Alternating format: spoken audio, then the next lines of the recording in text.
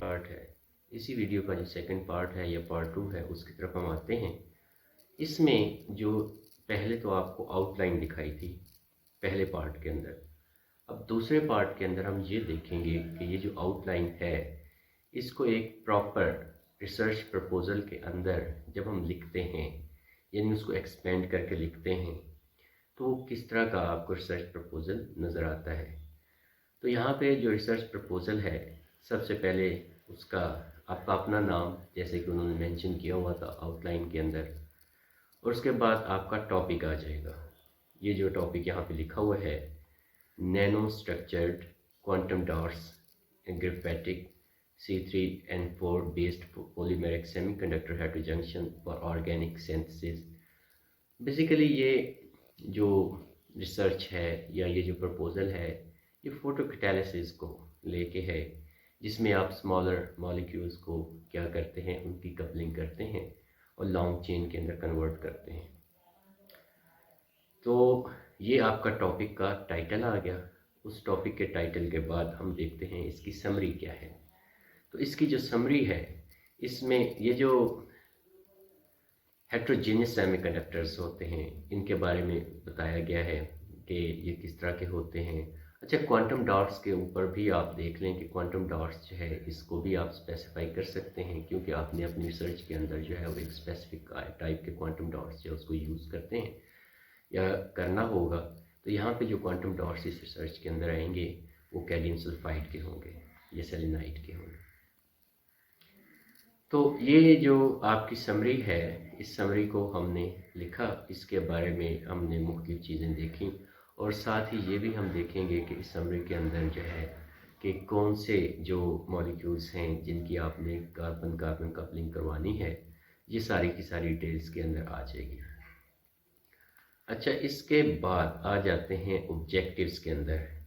तो ऑब्जेक्टिव्स को यहाँ पे बड़ी डिटेल से लिखा हुआ है। सी पार्ट इसका आ रहा है, ए आपका टाइटल था, बी आपकी समरी थी, सी आपके ऑब्जेक्टिव्स हैं कि इससे आप कौन कौन से मकासद जो हैं उनको हासिल करना चाहते हैं। तो इसमें एक सिर्फ पहला पैराग्राफ थोड़ा सा मैं आपको यहाँ पे बताऊँगा कि ये पहला पैराग्राफ जो है वो आपको क्या चीज़ बता रहा है। The project will develop a integrated approach to organic synthesis by photoelectrocatalysis.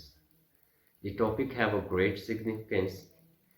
Acquiring an improved fundamental understanding of this process by modeling the functional characterization will provide us with strong basis for design of low energy routes for organic synthesis।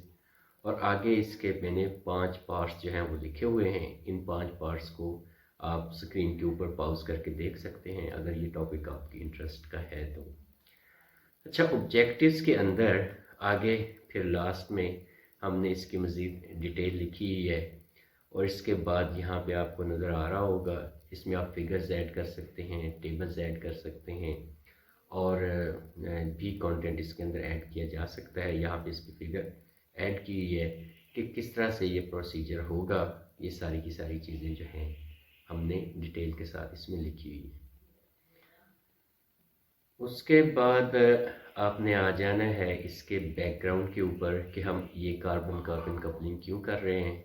और background बिल्कुल उसी तरह जिस तरह मैंने आपसे कहा था कि इंट्रोडक्शन टाइप का पार्ट होगा कि ये अब आपकी पूरी डिटेल आएगी बैकग्राउंड के अंदर। बैकग्राउंड के अंदर यहाँ पे आपको नज़र आ रहा है कि हमने इसके जो है वो रेफरेंसेस भी दिए हुए हैं, तो आपने जो भी आपका काम है उसके मुताबिक इसके रेफरेंस दे लेने हैं। जो भी आपका कंटेंट है उसको आपने उस तरह से लिखना है।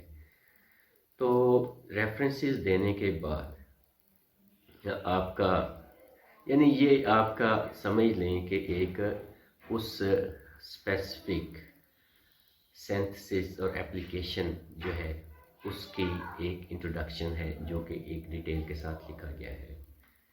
नेक्स्ट हमारे पास आ जाता है बैकग्राउंड।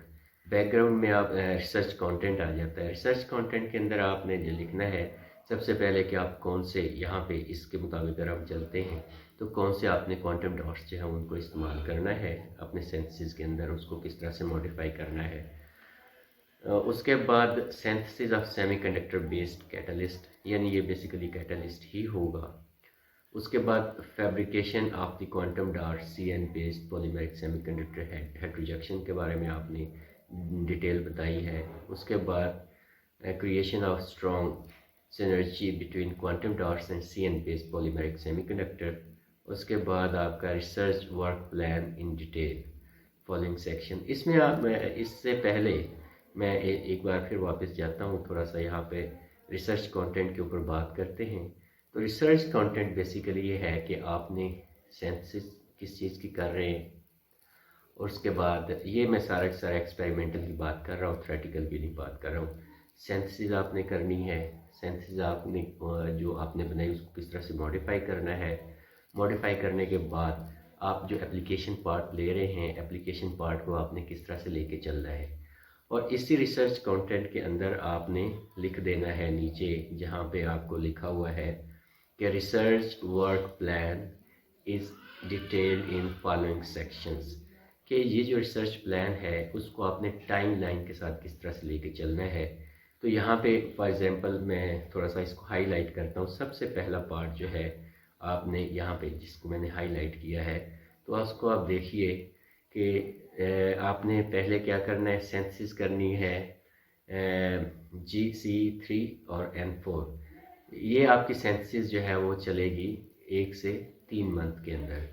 और इसके बाद आपने जो CDSC क्वांटम डॉट्स हैं, उसके बाद मंथ 4 और 5 के अंदर आपने इसको कैरी आउट करना है, और उसके बाद आपने इनके साथ कपलिंग करनी है।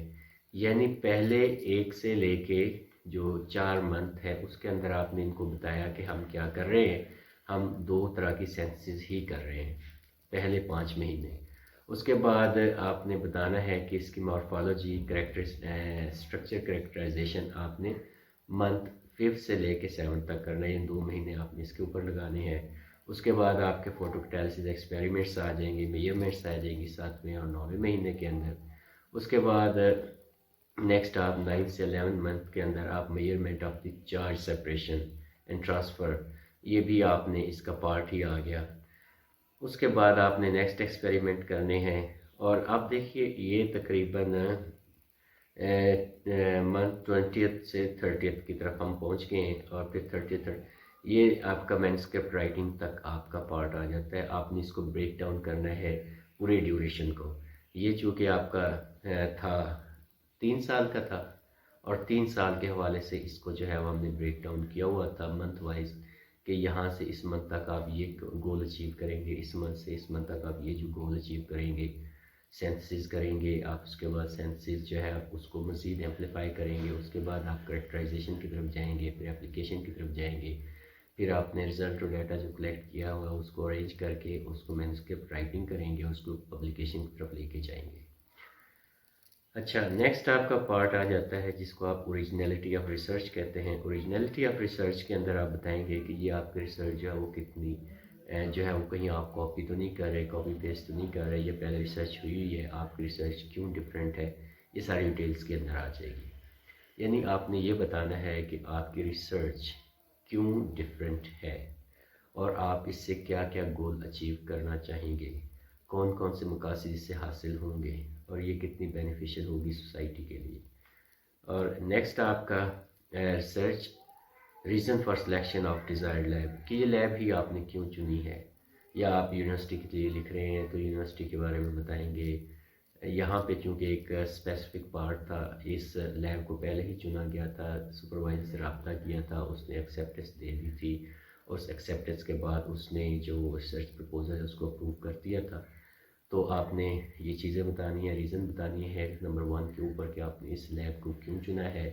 क्या आपने सुपरवाइज़र के साथ रिसर्च प्रपोजल लिखते हुए प्रॉपर्ली कम्युनिकेट किया था, उसको रिसर्च प्रपोजल भेजे थे, उसके बाद वो वापस आए थे, उसके बाद या उसने उसके अंदर कुछ चेंजेस करने के लिए बोला, ये सारी चीज़ें इसके अंदर आ जाएंगी। और उसके बाद जो वही जो आपको पहली वीडियो के अंदर चीज़ें बताई हैं कि 3 क्वेश्चन थे, वो ये बेसिकली 3 क्वेश्चन थे जो आखिर में आपके पास आ जाएंगे। और इसके बाद आखिर में जो आपने समरी के अंदर या इसके दूसरे कंटेंट सर्च कंटेंट के अंदर जो रेफरेंस दिए थे उन रेफरेंस को आप कोट कर देंगे।